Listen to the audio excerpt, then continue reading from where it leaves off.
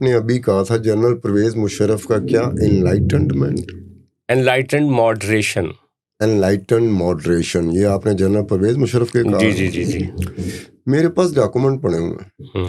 General Pervez Musharraf Pakistan میں اسلامی نظام لانا چاہتا تھا جس میں کوڑوں کی سزا تھی۔ ہاں بالکل، آپ نماز نہ پڑھیں آپ کو کوڑوں کی سزا، آپ روزے نہ رکھیں آپ کو کوڑوں کی سزا، آپ نے کوئی بھی ایسا کام کیا محاسبہ کمیٹیاں تحصیل لیول سے لے کے وفاقی سطح تک۔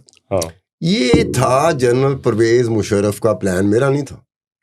اب ہوا کیا کہ 2002 میں اگر 9/11 نہ ہوتا، کیونکہ وہ جو مسودہ تھا وہ نکلا ہے ریلیجس امور کی جو وزارت ہوتی ہے، واقعی لیکن جو مشرف نے ٹیک اوور کرتی 14 پوائنٹ یا کتنے کہے تھے ان میں تو وہ ذکر نہیں تھا ان چیزوں کا۔ یار میں بتا رہا ہوں کہ 2002 میں اسلامی نظریاتی کونسل کے پاس بھیجا وہ مشرف کو کسی جرنیل نے، ضیائی جرنیل نے بنایا ہوئے گا۔ مشرف ذاتی طور پہ تھے انلائٹنڈ آدمی، مشرف کا کنٹرول تھا، کوئی ضیائی جرنیل کہاں سے آ سکتا ہے مشرف کے ہوتے ہوئے؟ نہیں، اس نے بنا کے بھیجا تھا، 9/11 ہو گیا۔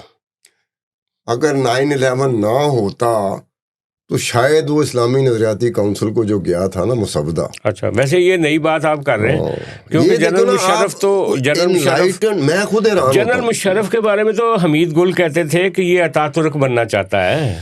تو حمید گل صاحب فوت ہو گئے نا، حمید گل کا بیٹا عبداللہ، عبداللہ کے ساتھ میری بڑی گپ شپ ہوتی۔ اچھا، عبداللہ کو میں بتا دوں کہ عبداللہ جنرل پرویز مشرف اس ملک میں اسلامی نظام لانا چاہتا تھا، اور یہ 2001 میں اسلامی نظریاتی کونسل کو مسودہ بھی بھیج دیا تھا۔ اچھا وہ 9/11 نہ ہوتا تو مشرف شاید کچھ کر جاتا۔ خان صاحب، ہم